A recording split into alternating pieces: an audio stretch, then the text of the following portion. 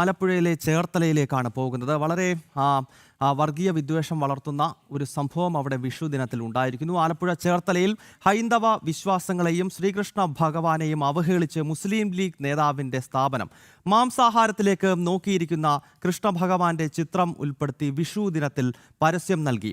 വടക്കേ അങ്ങാടിക്കവല സെൻട്രൽ ജുമാ മസ്ജിദിന് സമീപം പ്രവർത്തിക്കുന്ന മെഹർ എന്ന ഹോട്ടലാണ് വർഗീയ വിദ്വേഷം വമിക്കുന്ന പരസ്യം നൽകിയത്. പ്രതിഷേധവുമായി വിശ്വ ഹിന്ദു പരിഷത്ത് ഉൾപ്പെടെയുള്ള ഹൈന്ദവ സംഘടനകൾ രംഗത്തുണ്ട്.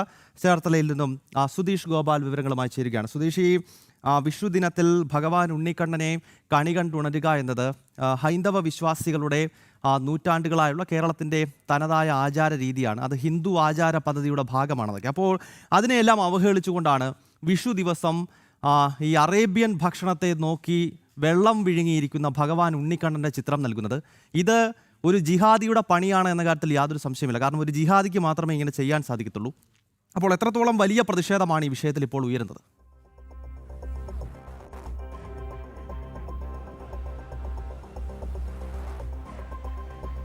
ഇതിനെ വളരെ ഗൗരവതരമായി തന്നെയാണ് ഹൈന്ദവ സംഘടനകളും അതോടൊപ്പം തന്നെ ഹൈന്ദവ വിശ്വാസികളും എല്ലാം തന്നെ ഇതിനെ കാണുന്നത്. അതിൽ ഏറ്റവും പ്രധാനമായി പറയേണ്ടത്, ഇത്തരം ഒരു പുണ്യ ദിവസത്തിൽ ഹൈന്ദവ വിശ്വാസികളുടെ എല്ലാ മനസ്സിനെ വലിയ രീതിയിൽ വേദനിപ്പിക്കുന്ന തരത്തിൽ ഇത്തരം ഒരു പ്രചരണം നടത്തുക, അതും ബോധപൂർവം അത്തരമൊരു പ്രചരണം നടത്തുമ്പോൾ അത് ഉണ്ടാക്കുന്ന സമൂഹത്തിൽ ഉണ്ടാക്കുന്ന വിദ്വേഷവും മതസ്പർദ്ധയും അത് എത്രത്തോളം വലുതാണെന്ന് ബോധ്യമുള്ള, അല്ലെങ്കിൽ ആ ബോധ്യത്തോടെ തന്നെയാണ് ഇത് പ്രചരിപ്പിച്ചതെന്നുള്ള ഒരു വിലയിരുത്തലാണ് നിലനിൽക്കുന്നത്.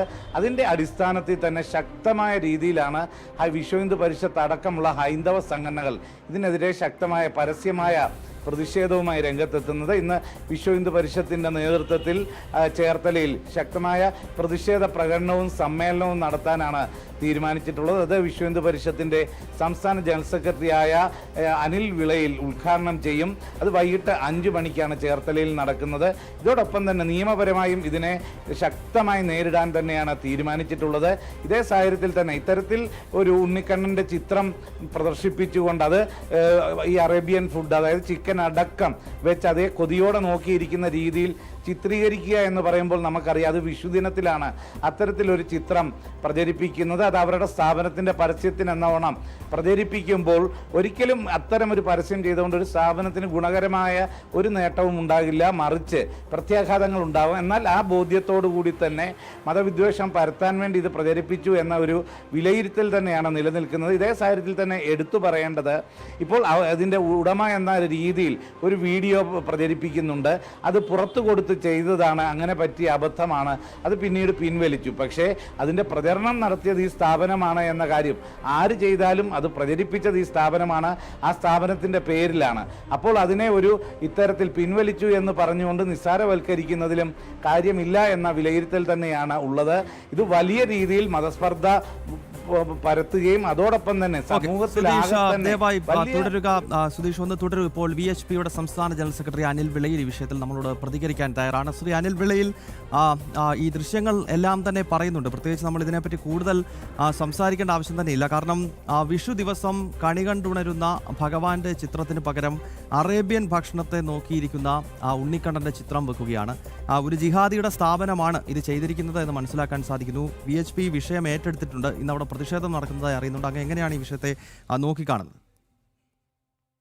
ഈ സ്ഥാപനം ഒരു കൂട്ടം ജിഹാദികൾ സംഘടിതമായി പാർട്ണർഷിപ്പ് അടിസ്ഥാനത്തിൽ നടപ്പാക്കുന്ന ഒരു സ്ഥാപനമാണിത്. അതിന്റെ ഒരു ജിഹാദിയായിട്ടുള്ള ഒരു പ്രവർത്തകന് മാപ്പ് പറഞ്ഞുകൊണ്ടൊരു വീഡിയോ ഇട്ടിട്ടുണ്ട്. ഇപ്പോൾ സോഷ്യൽ മീഡിയ പ്രചരിക്കുന്നുണ്ട്.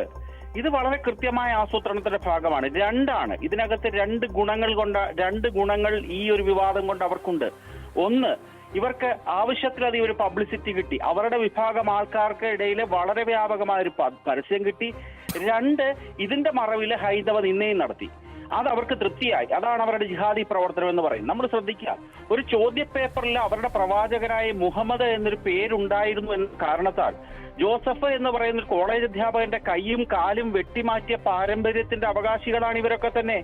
ഹൈന്ദവ നിന്നെ എങ്ങനെയും ചെയ്യാം, ഹിന്ദുക്കൾ ആരും മിണ്ടത്തില്ല, ഹിന്ദുക്കൾ ആരും പ്രതികരിക്കത്തില്ല എന്നുള്ള കൃത്യമായ ഒരു അറിവ് അവർക്കുള്ളത് കൊണ്ടാണ് ഇങ്ങനെയൊക്കെ ചെയ്യുന്നത്. എവിടെയോ ഒരു പ്രവാചകന്റെ കാർട്ടൂൺ വരച്ചതിന് ഫ്രാൻസിലുണ്ടായ കലാപം നമ്മുടെ മുമ്പിൽ നിൽക്കുകയാണ്. ഇങ്ങനെ കാണിക്കുന്ന കഴിഞ്ഞ ദിവസം ഒരു സിനിമാ താരം മറ്റൊരു സിനിമാ നടിയോട്, ഒരു സീരിയൽ താരത്തിനോട് നിനക്ക് എന്താണ് പശു ഇറച്ചി ബീഫ് കഴിച്ച ബുദ്ധിമുട്ട് എന്താ, നീ BJP ആണോ എന്ന് ചോദിക്കത്തക്ക രീതിയിൽ കേരള സമൂഹം മാറിയിരിക്കുകയാണ്. താങ്കൾ ചോദിച്ചതിനകത്ത് താങ്കൾ ഇച്ചിരൂടെ മയപ്പെടുത്തിയാ പറഞ്ഞത്. ഒരു അറേബ്യൻ ഭക്ഷണമെന്നല്ല പറയേണ്ടത്, കൃത്യമായി ഇറച്ചി ശ്രീകൃഷ്ണ ഭഗവാൻ കഴിക്കുന്ന, അത് വിഷു ദിനത്തില് ഹിന്ദുക്കളെ സംബന്ധിച്ചിടത്തോളം ഏറ്റവും പ്രാധാന്യമുള്ളൊരു ദിനമാണ്. ശ്രീകൃഷ്ണനാണ് അതുമായി ബന്ധപ്പെട്ടത്. ആലപ്പുഴ ജില്ലയിലെ പ്രധാനപ്പെട്ട ശ്രീകൃഷ്ണ ക്ഷേത്രം അമ്പലപ്പുഴ ഉണ്ണിക്കണ്ണനാണ്. അന്നേരം ഇതിനെ രണ്ടിനെയും ലക്ഷ്യം വെച്ചുകൊണ്ട് ഹിന്ദു ആചാരങ്ങളെ അവഹേളിക്കുക, ഹിന്ദുത്വത്തിനെ ഇല്ലാതാക്കുക, അവരുടെ ജിഹാദിവൽക്കരണം ഇക്കാര്യങ്ങൾ നടപ്പാക്കുക. ഭക്ഷണ മേഖല പൂർണ്ണമായും കേരളത്തിൽ ജിഹാദിവൽക്കരിച്ചു കഴിഞ്ഞു. എല്ലായിടവും മന്തി കടകള്, എല്ലായിടവും കുഴിമന്തി, അതുപോലെ തന്നെ ബിരിയാണി കടകൾ വ്യാപകമാക്കി കഴിഞ്ഞു. കറുത്ത കടകള്, കറുത്ത പെയിന്റ് അടിച്ച കടകള്. ഇത് കൃത്യമായ ആസൂത്രണമാണ്. ഇതിന്റെ പിന്നിൽ പ്രവർത്തിച്ചവരൊക്കെ തന്നെ എത്ര മാപ്പ് പറഞ്ഞാലും ഹൈന്ദവ സമൂഹം അത് സ്വീകരിക്കാൻ തയ്യാറല്ല. ഇതിന്റെ അടിസ്ഥാനത്തിൽ ശക്തമായ സമരപരിപാടികളും നിയമപരിപാടികളുമായി വിശ്വ ഹിന്ദു പരിഷത്ത് മുമ്പോട്ട് പോവുകയാണ്. ഇന്ന് വൈകിട്ട് 5 മണിക്ക് ഈ സ്ഥാപനത്തിന്റെ മുമ്പിലേക്ക് ഒരു പ്രതിഷേധ മാർച്ച് നമുക്ക് സംഘടിപ്പിക്കുന്നുണ്ട്. കേരളത്തിന് വെളിയിലും വിശ്വ ഹിന്ദു പരിഷത്തിന്റെ പ്രവർത്തകർ ധാരാളം കേസുകൾ കൊടുക്കാൻ പോകുന്നതായിട്ടാണ് ഞാൻ അറിഞ്ഞത്. കാരണം ഇത് സോഷ്യൽ മീഡിയ പ്രചരിച്ചതായതുകൊണ്ട് എവിടെ വേണമെങ്കിലും IT ആക്ട് പ്രകാരം കേസ് കൊടുക്കുക. ഇത് വെറുതെ വിടാൻ ഉദ്ദേശിക്കുന്നില്ല. ഇത് തീർത്തും അപലപനീയമായ ഒരു സംഭവം തന്നെയാണ്. ശ്രീ അനിൽ വിളയിൽ, നമുക്കറിയാം ഇതൊരു മുസ്ലിം ലീഗ് നേതാവിന്റെ ഉടമസ്ഥതയിൽ ഒരു കൂട്ടം ലീഗ് പ്രവർത്തകർ കൂടി ചേർന്ന് നടത്തുന്നതായി മനസ്സിലാക്കാൻ സാധിക്കുന്നുണ്ട്. അതെ, അതാണ് ഞാൻ പറഞ്ഞത്. ജിഹാദികളെ ഞാൻ ഉദ്ദേശിച്ചതാണ്. അതിനകത്ത് 1-2 ജിഹാദികൾ മാപ്പ് പറഞ്ഞുകൊണ്ടൊക്കെ സോഷ്യൽ മീഡിയ പോസ്റ്റുകൾ ഇടാൻ തുടങ്ങിയിട്ടുണ്ട്. ഞാൻ ചോദിച്ചോട്ടെ, ഒരു കൊച്ചു കുഞ്ഞിന് പോലും, ഒരു 8ാം ക്ലാസ്സിൽ പഠിക്കുന്ന കൊച്ചു കുഞ്ഞിന് പോലും അറിയാം ഇപ്രകാരം ഒരു പോസ്റ്റർ ഡിസൈൻ ചെയ്ത് ഇറക്കിയാൽ അത് ഉണ്ടാക്കുന്ന ഭവിഷ്യത്തുകളെ പറ്റി അറിയാൻ സാധിക്കാത്ത മന്ദബുദ്ധികളാണ് ഇവന്മാരൊക്കെ. ഇത്തരത്തിലുള്ള മന്ദബുദ്ധി അഭിനയിക്കുകയാണ്. ഹിന്ദുത്വത്തിനെ കളിയാക്കാൻ മന്ദബുദ്ധിയായിട്ട് ഇരിക്കാം, അതുകൊണ്ട് പ്രശ്നമില്ല. കാരണം നമ്മൾ നോക്കൂ, ഗുരുവായൂർ ക്ഷേത്ര നടയിൽ കഴിഞ്ഞ കുറെ കാലം കാണിക്കുന്ന തോന്നിവാസങ്ങൾ, ആ ക്ഷേത്രത്തിനകത്ത് റീൽസുകൾ ചിത്രീകരിക്കുന്നു. ക്ഷേത്രത്തിനോട് ചേർന്ന ഒരു സ്ഥലത്ത് തുളസിത്തറയിലെ ഗുഹ്യഭാഗത്തെ രോമങ്ങൾ പിഴുതിട്ടിരിക്കുന്ന ഒരു കാഴ്ച. ഇതൊക്കെ കഴിയുമ്പോൾ ഇവർ മാനസിക രോഗികളായിട്ട് അങ്ങ് ചിത്രീകരിക്കുകയാണ് ഇപ്രകാരം പ്രവർത്തിച്ചവരൊക്കെ തന്നെ. അന്നേരം ജിഹാദിന്റെ മറവിൽ മാനസിക രോഗമായിട്ട് അഭിനയിക്കുന്ന ഒരു പ്രവണത കൂടെ കേരള സമൂഹത്തിൽ കൂടി വരികയാണ്. ഹൈന്ദവ നിന്ന നടത്തിയതിനു ശേഷം മാനസിക രോഗികളാകുന്നതിന് ഒരു കൃത്യമായ ട്രീറ്റ്മെന്റ് ആൾക്കാർ കൊടുക്കുമെന്ന് തന്നെ നമുക്ക് പ്രതീക്ഷിക്കാം. ഓക്കെ ശ്രീ അനിൽ വിളയിൽ, വളരെ നന്ദി ഈ ഘട്ടത്തിൽ പ്രതികരിച്ചതിന്. എന്തായാലും ഈ ഹോട്ടൽ ഉടമയ്ക്കെതിരെയും അതോടൊപ്പം തന്നെ ഇതിനൊപ്പം ചേർന്ന് പ്രവർത്തിക്കുന്നവർക്കെതിരെയും വലിയ രീതിയിലുള്ള നിയമ നടപടികൾ ഉൾപ്പെടെ ഉണ്ടാകും. ഒപ്പം മറ്റു രീതിയിലുള്ള പ്രതിഷേധങ്ങളും ഉണ്ടാകുമെന്ന കൃത്യമായ സന്ദേശം VHPയുടെ ഭാഗത്ത് നിന്നുണ്ടാവുകയാണ്. സുധീഷ് ഗോപാൽ ചേർത്തലയിൽ നിന്നും സുധീഷിലേക്ക് പോകുന്നതിന് മുമ്പ് ഹിന്ദു ഐക്യവേദിയുടെ മുഖ്യ രക്ഷാധികാരി ശശികല ടീച്ചർ കൂടി ചേരുകയാണ്. ശശികല ടീച്ചർ, അങ്ങേയറ്റം ഹൈന്ദവ വിശ്വാസത്തെ നിന്ദിക്കുകയും വർഗീയ വിദ്വേഷം ജനിപ്പിക്കുന്നതുമായിട്ടുള്ള പ്രചരണമാണ് ഈ ഹോട്ടലിൻ്റെ ഭാഗത്ത് നിന്ന് ഉണ്ടായിരിക്കുന്നത് എന്ന കാര്യത്തിൽ സംശയമില്ല. കാരണം മെഹർ എന്ന പേരിൽ പ്രവർത്തിക്കുന്ന ഒരു കൂട്ടം ജിഹാദികൾ നടത്തുന്ന ഈ സ്ഥാപനം, അതിൻ്റെ പോസ്റ്ററിൽ വിഷുദിനത്തിൽ വെച്ചിരിക്കുന്ന ചിത്രം ടീച്ചർ കണ്ടിട്ടുണ്ടല്ലോ. ടീച്ചർ ഉൾപ്പെടെയുള്ള ഹൈന്ദവ നേതാക്കൾ ഇതിനകം തന്നെ ഈ വിഷയം ഏറ്റെടുക്കുകയും അതിനെതിരെ പ്രതികരിക്കുകയും ഒക്കെ ചെയ്തിട്ടുണ്ട്. അത്യന്തം ഹൈന്ദവ സമൂഹത്തെ കുട്ടി നോവിപ്പിക്കുക എന്നുള്ള ലക്ഷ്യത്തോടു കൂടി തന്നെയാണ് അങ്ങനെ ഒരു വിഷുക്കാട് വന്നിരിക്കുന്നത്. കാരണം ഇത് കുട്ടികളല്ല ചെയ്തത്, ചെറിയ കുട്ടികളാണെങ്കിൽ നമുക്ക് അത്യാവശ്യം. ഇനി ഹൈന്ദവ സമൂഹത്തിൽ അങ്ങനെ വളരെ പണ്ഡിതന്മാർക്ക് മാത്രം മനസ്സിലാകുന്ന ഏതെങ്കിലും ബിംബങ്ങൾ എടുത്താണ് അപമാനിച്ചതെങ്കിൽ നമുക്ക് അത് വിവരക്കഥാണോ എന്ന് പറയാം. ഇത് അതല്ലല്ലോ. ഉണ്ണിക്കണ്ണനെ അറിയാത്തവരുണ്ട്, വിഷുവും ഉണ്ണിക്കണ്ണനും തമ്മിലുള്ള ബന്ധം അറിയാത്തവരുണ്ട്. ഗോപാലകൃഷ്ണനും ഗോപകുമാരനും ഗോവിന്ദനും എല്ലാം അങ്ങനെ ഭഗവാൻ എന്നറിയാത്ത ഏതെങ്കിലും ഒരു മുസ്ലിം എവിടെയുണ്ട്. അപ്പൊ ഇതറിഞ്ഞിട്ടും ആ വിഷു ദിനത്തിൽ തന്നെ നമുക്കൊരു പുതുവർഷം തുടങ്ങണം. അതാണ് ഏറ്റവും വേദനാജനകം എന്ന് പറയുന്നത്. നമ്മളൊരു വർഷത്തെ വരവേൽക്കുകയാണ്. നമുക്ക് നന്നല്ലാത്ത അനുഭവങ്ങളൊന്നും ഉണ്ടാകരുത് എന്ന് പ്രാർത്ഥിച്ചുകൊണ്ടാണ് നമ്മൾ തലേ ദിവസം കിടക്കുകയല്ലേ. അരുതാത്തൊന്നും കാണാനോ കേൾക്കാനോ ഇടവരരുത്. കാരണം ഒരു വർഷത്തേക്കുള്ള ഫലമാണ് നമ്മൾ ആ 1-ാം തീയതി ചിന്തിക്കുന്നത്. അപ്പൊ എവിടെയാണ് ആ 1-ാം തീയതി നമ്മുടെ മുന്നിലേക്ക് ഇങ്ങനെ ഒരു ചിത്രം എത്തുന്നത്? ഒരു വർഷത്തെ ഹൈന്ദവ സമൂഹത്തിന്റെ ആ മനസ്സിനെ അത്രമാത്രം നിന്ദിക്കുക അല്ലെങ്കിൽ കുത്തി നോവിപ്പിക്കുക എന്ന ദുരുദ്ദേശം തന്നെയാണ് ഇതിനുണ്ടായത്. വെറുതെ ഒരു ഏതെങ്കിലും ഒരു സമയത്ത് വരുത്തതാണ് നമുക്ക് കുറച്ചുകൂടെ അത് തെറ്റാണ്. ഈ വിഷു ദിനത്തിൽ തന്നെ ഇത് ഇറങ്ങി എന്ന് പറഞ്ഞാൽ ഒരു നവവത്സരം ആഘോഷിക്കുന്ന ഒരു ദിവസത്തിൽ തന്നെ ഇതുപോലെ അപമാനിക്കാൻ വേണ്ടി ഇറങ്ങി എന്ന് പറഞ്ഞാൽ ആ കട ഇനി തുറക്കരുത് എന്നുള്ളത് ഈ വ്യക്തി വളരെ കൃത്യമായി, ആരാണോ അതിന്റെ ഉടമസ്ഥർ, അവര് കൃത്യമായി നിയമ നടപടികൾക്ക് നേരിടണം. ഒരു മാപ്പും കോപ്പും ഒന്നായിട്ട് വന്നിട്ട് കാര്യമില്ല. അങ്ങനെയാണെങ്കിൽ മുഖത്ത് കാർക്കരിച്ച് തുപ്പിയിട്ട് അവരുടെ മുഖത്ത് അത് തുടത്തി കളഞ്ഞെടുത്ത് മാപ്പ് പറഞ്ഞാൽ മതി. ഇനി അതല്ലെങ്കിൽ അവരുടെ ഏതെങ്കിലും മതബിംബങ്ങളെയാണ് എടുത്തതെങ്കിൽ മാപ്പ് പറയാൻ അവസരം കൊടുക്കുമായിരുന്നു. ജോസഫ് പാർക്ക് മാപ്പ് പറയാൻ അവസരം ഉണ്ടായിരുന്നു. അതാ ഒരു പേരിലാണ് അദ്ദേഹത്തിന് ഒരു കൈ നഷ്ടപ്പെട്ടത്. ഡാനിഷ് കാർട്ടൂണിസ്റ്റിന് മാപ്പ് പറയാനുള്ള അവസരം ഉണ്ടായിരുന്നു. അല്ലെങ്കിൽ അത് അവർ ആവശ്യപ്പെട്ടു മാപ്പ് പറഞ്ഞാൽ മതി എന്നുള്ളത്. അപ്പോ ഇവിടെയൊക്കെ നമ്മൾ കാണുന്ന അവര് വളരെ മറ്റെന്താ പറയണ്ട, വളരെ ഹാർട്ടായിട്ടുള്ള തിരിച്ചടികളാണ് അവർ കൊടുക്കുന്നത്.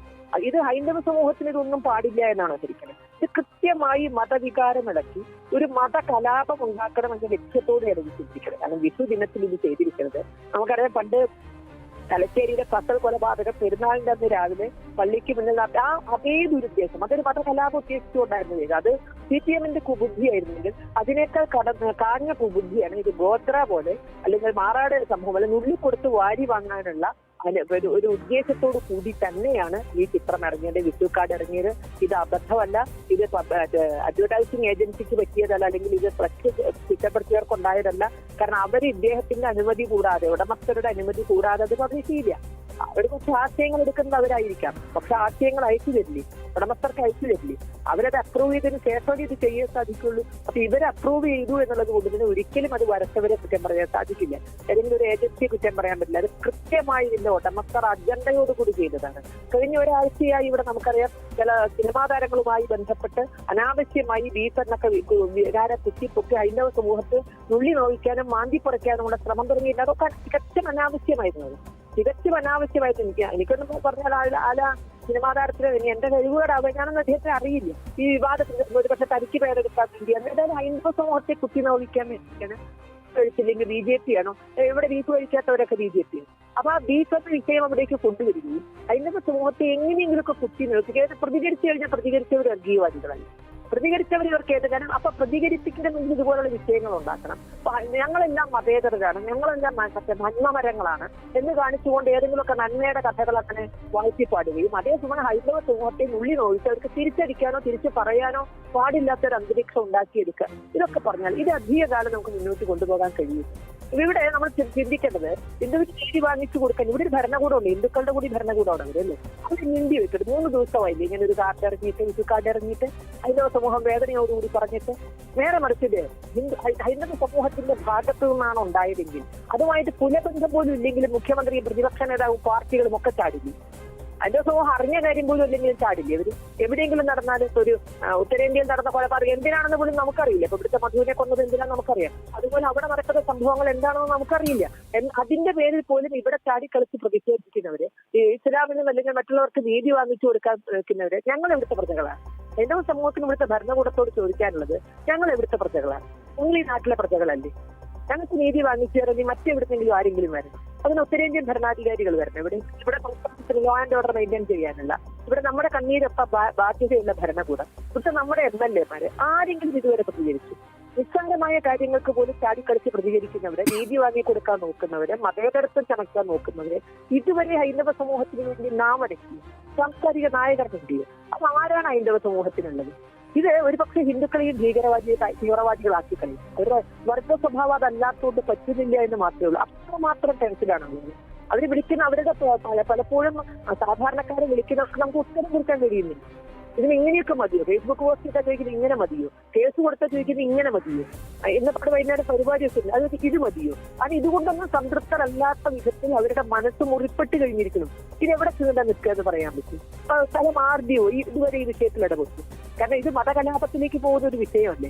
അപ്പൊ ആരും വിചാരിക്കുന്നത് ഹിന്ദുക്കളല്ലേ, അവർ പ്രതികരിക്കില്ല, ഇങ്ങനെയൊക്കെ മതി എന്ന് വിചാരിക്കുമ്പോൾ ഇതൊരു വല്ലാത്ത അവസ്ഥയാണ്. അത് പറയാതിരിക്കാൻ വയ്യ. നീതി കിട്ടുന്നില്ല, ആ കിട്ടാത്ത നീതി വാങ്ങിച്ചു തരാൻ ഒരു അധികൃതരും ഇല്ല എന്നുള്ളൊരവസ്ഥ ഏതൊരു സമുദായത്തിനും താങ്ങാൻ കഴിയുന്നതല്ല എന്നതാണ് വാസ്തവം. ഓക്കെ, വളരെ നന്ദി ശ്രീമതി ശശികല ടീച്ചർ ഈ ഘട്ടത്തിൽ പ്രതികരിച്ചതിന്. എന്തായാലും വളരെ ദൗർഭാഗ്യകരമായ സംഭവമാണ് നടന്നിരിക്കുന്നത് എന്ന കാര്യത്തിൽ സംശയമില്ല. പ്രേക്ഷകർക്കറിയാം 2010 ജൂലൈ മാസത്തിലാണ് തൊടുപുഴയിലെ ന്യൂമാൻസ് കോളേജിലെ അധ്യാപകനായ ജോസഫ് മാഷിൻ്റെ കൈപ്പത്തി ഇസ്ലാമിക ഭീകരർ വെട്ടിമാറ്റുന്നത്. അപ്പോൾ അതിൻ്റെ അടിസ്ഥാനപരമായ കാരണം എന്നത് ഒരു ചോദ്യപേപ്പറിനകത്ത് മുഹമ്മദ് എന്നൊരു പരാമർശം നടത്തിയെന്നതാണ്. അതായത് മുഹമ്മദ് എന്ന പരാമർശം നടത്തുകയോ ചിത്രം പോലും വരയ്ക്കാൻ പാടില്ല എന്ന് കൃത്യമായി തിട്ടൂരമിറക്കിയ ഇസ്ലാമിസ്റ്റുകൾ അന്ന് ഒരു അധ്യാപകൻ്റെ കൈ വെട്ടിമാറ്റിയ സംഭവം ഉണ്ടായിട്ടുണ്ട്. മുഹമ്മദിൻ്റെ ചിത്രം വരച്ചതിൻ്റെ പേരിൽ അങ്ങ് ഫ്രാൻസിലും ഭാരതത്തിൻ്റെ വിവിധ ഭാഗങ്ങളിലുമൊക്കെ കലാപങ്ങൾ ഉണ്ടായ സംഭവങ്ങളുണ്ട്. അപ്പോൾ അങ്ങനെ ഒരു ഭാഗത്ത് അത്തരം നിലപാടെടുക്കുകയും മറുഭാഗത്ത് ഹൈന്ദവ വിശ്വാസങ്ങളെ തുടർച്ചയായി അവഹേളിക്കുകയും ഒക്കെ ചെയ്യുന്ന സാഹചര്യം നമ്മുടെ കേരളത്തിൽ തുടർച്ചയായി ഉണ്ടാകുന്നു. അതിൻ്റെ ഏറ്റവും അവസാനത്തെ ഉദാഹരണമാണ് ചേർത്തലയിൽ ഉണ്ടായിരിക്കുന്നത് എന്ന കാര്യത്തിൽ സംശയമില്ല. നമുക്ക് അടുത്ത ബുള്ളറ്റിനുകളിൽ ഈ വിഷയം വീണ്ടും ചർച്ച ചെയ്യേണ്ടതുണ്ട്.